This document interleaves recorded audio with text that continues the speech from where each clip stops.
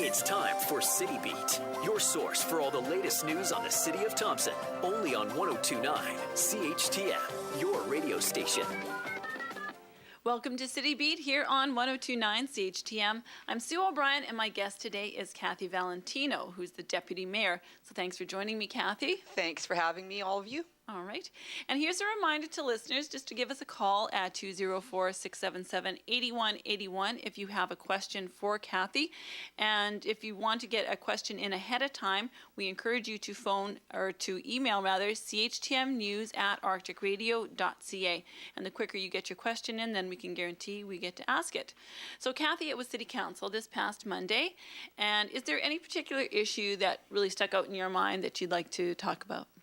Well, first off, it was City Council this Monday, and I apologize. It was I had to do it, so I was fumbling a little bit. So I appreciate Council and administration. They kept turning around to give me the little, this is what you got to do next thing, because it's a little bit intimidating doing that.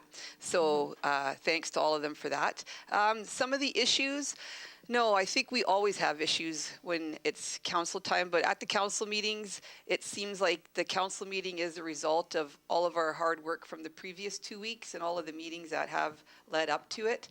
So I think, well, one of our biggest issues right now still is obviously is our budget and where we're at with that, but I think we could maybe discuss that a little bit later on today. Sure, So, definitely. But our budget is obviously our top issue right now for the city. All right. And how much longer does that process go on? Well, the process actually starts for us in the fall.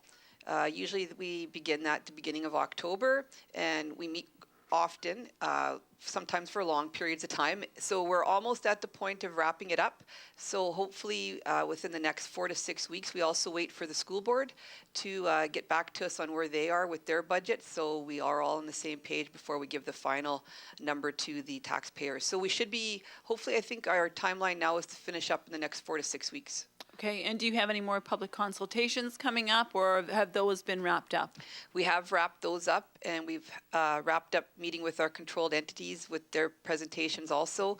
So the next step will be to go through the presentation once the budget is finalized to the public, to our employees first. We always talk to our employees first in a couple of sessions, and then to the public we will deliver it.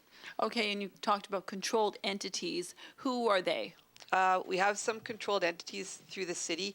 So those are the museum, the recycling center, Boreal Discovery Center, Boreal Discovery Center, the Thompson Housing Authority, Thompson Housing Agency, and I'm going to forget one, I think. Would that be the library? The library.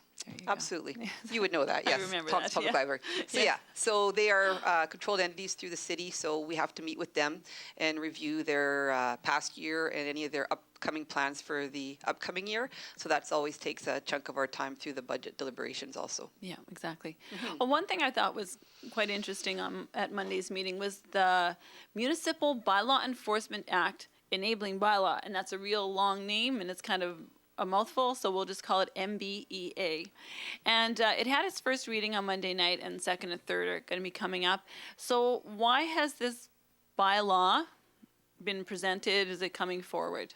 So the province has put this forward to, the easiest way to say it is to free up the court system and the wait times with our provincial courts. So what they've done is they've kind of put it back on the municipalities now to enforce parking tickets or parking fines, I guess is the better way to say it. So what'll happen is municipalities now will enforce and get payment of parking bylaws at the municipal level. It won't be a part of the provincial court system anymore, and they're hoping that'll alleviate the kind of backlog that's going on in our justice system within the province. So there's 3 parts to it, and it's Chief Mascarene through our fire and public safety area that's been working on this, and he's the one that gave the report on Monday night at council. So there's the 3 parts to the enforcement part of it is that if you get your parking fine, you will pay it at the time that you receive it. And if you're not happy about that, or if you want to discuss it further, you can meet with a screening officer to discuss your parking fine. And depending on how that goes with your screening officer appointment, then you can, I guess, appeal it one step further to an adjudication process to see if you can make any changes to the fine that you got. Okay. And one thing that he did mention was that once it got to the adjudicator, and whatever that result was, that was the final say-so, and that's all there was to it. You couldn't go back to a screener. It wasn't going to be handled again. And that you would pay that fine plus $25 for the cost of doing business, so to speak. Right, like the adjudicator is that's the final decision.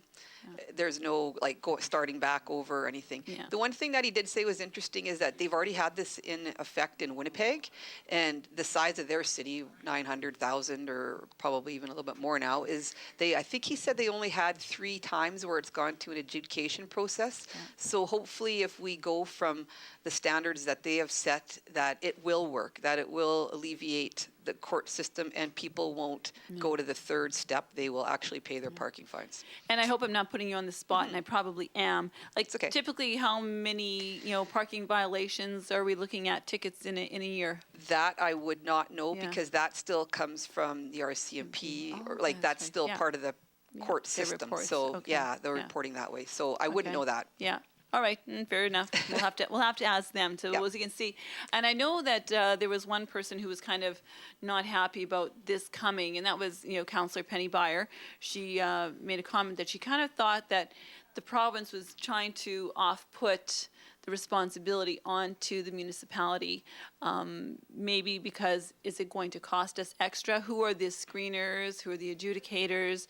Will this be full-time positions? Is it going to really compensate the city in any way? I think that was her question. It's kind of what I'm wondering too. Yeah, I appreciate her bringing that up and saying that, and I appreciate that that's her view on it. I think that a lot of times when we're in these positions, you feel like it's one more thing now they've dumped on us on the municipal level, and it's one more cost we have to try and absorb or find the money to pay. And it's similar to the accessibility plan. They put that in place, the government, and they want us to follow these regulations, and they want us to, have our staff put this in place, and then we have to renovate, but there's no money for us to put these plans in place. It's the same thing with this. Now we have to, hire screening officers, and it's one more thing on the municipality level. And I think from her point of view, that's what she was saying. I mean, I can't speak for her, but that was her comment. It's really like it's one more thing now that you're putting on us to fund and find the money and enforce. Yeah. So I see her side of that for saying that. Yeah. And I'm just wondering, if there is a cost, or if if somebody does take it to the screening or adjudication process, there is money. There's $25 that has to be paid by the person who brings this ticket forward. So will this help recoup those costs?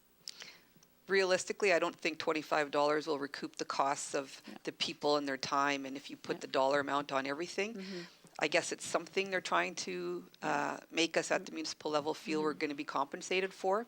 And maybe it's one of those things too, if you finally decide, or over time you see, you maybe don't need a full-time position. Maybe it's just something that somebody who is already in the city's, employment will be able to take on, is, some of those things. Yeah, absolutely. And that's a good point. It might be once this starts and once we see how it goes, with time, we might tweak it or change it, or not the process that's set in stone, but from the city of Thompson's point of view, absolutely. It's almost one of those things you have to actually have it there and see it working before you can finally figure out, okay, this is not as bad as we thought. It's not as onerous. It's not as costly. It's whatever. Yeah. It's actually going to, like you say, free up the court system. So that would be that in and of itself would be a good thing to do. Absolutely. So yesterday the local detachment celebrated the first RCMP day in the province. Were you able to make it? I know I wasn't. I was at Chamber of Commerce, sorry.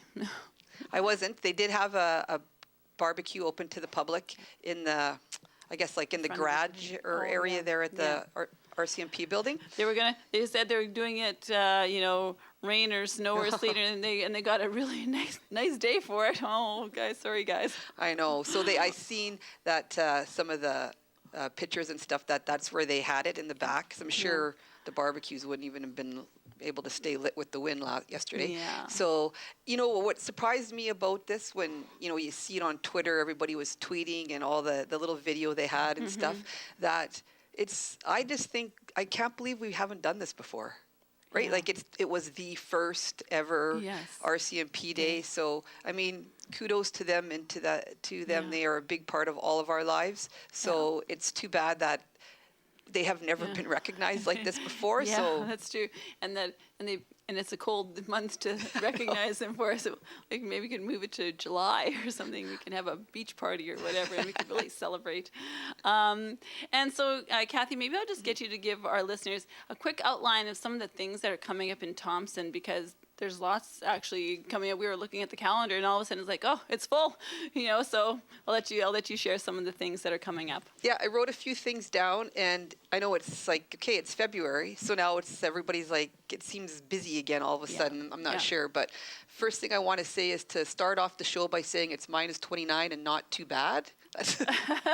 That makes us optimistic that spring's around the corner since it's February. Yeah, those are Thompsonites. So the first thing I want to say is the ski hill at Mystery Mountain is open. And I talked about this a little bit at the mayor's meeting on Monday morning. And they've been open for a couple of weeks. And a lot of our youth are taking the opportunity to drive their snow machines out there. So we have to keep talking about how unsafe the river is, and with the levels and how it's going up and down, and that ice is not safe by no means. So if you want to go out to the ski hill, I mean, that's great that they're open, but please use common sense and don't go on that river. We've tried to really the last couple of weeks get some PSAs out, so I just really want to stress that again. And I think they might even be going into the high school to get the word out also, because that's a nice quick ride out there for that age group. The other thing coming up is the Thompson Chamber of Commerce. They're having their annual general meeting on the evening of Tuesday, February the 21st. They are looking for officers and election spots also to fill. So if there's any small business or business people or general interest, you can call the chamber office in the City Center Mall and find out the details about that. The other thing coming up, of course, is for all you new people in the room, is Mund Cup is happening. It's the 47th, right? 47th Mund Cup, and it is the weekend of the Louis Riel weekend. I'm looking at your calendar. February 17th to 19th. Yeah. They have 19 teams, so it's going to be a real big weekend here in Thompson. So you're going to start hearing stuff, obviously through CHTM and Shaw, and you're going to hear a lot. So please come out and support. That's one of the longest hockey tournaments going in the province, so we're very proud to have it here, and I know their organizing committee's been working hard.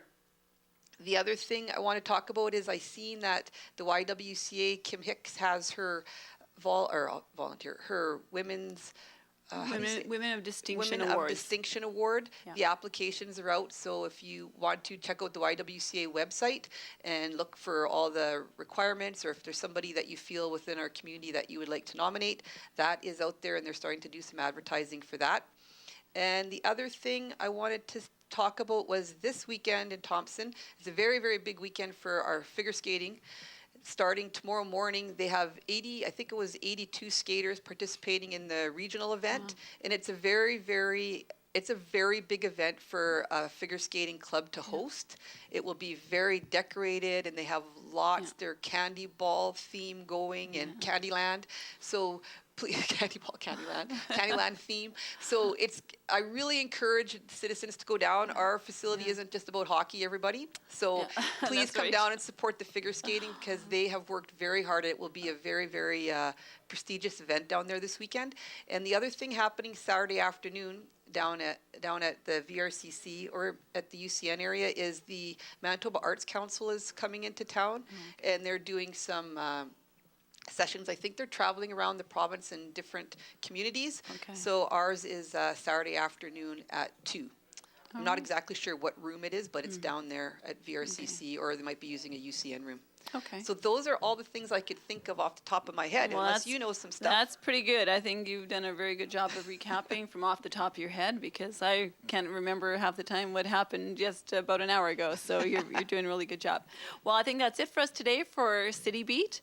For this edition, I'm Sue O'Brien, and I'd like to thank again my guest, Kathy Valentino, who is the Deputy Mayor of Thompson. Thank you. City Beat will be back next Thursday morning at 11:30.